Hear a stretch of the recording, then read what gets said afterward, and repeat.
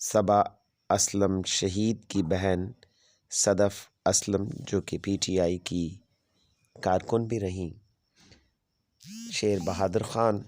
رابعہ نوید صاحبہ اور امان خان کاکا نے اپنے گزشتہ پروگرام میں، جس میں ڈاکٹر یامین صاحب بھی ان کے ہمراہ تھے،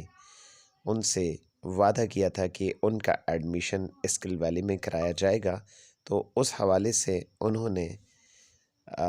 آج ان کا ایڈمیشن اسکل ویلی میں کرا دیا، اور اس حوالے سے صدف اسلم کے تاثرات سنتے ہیں۔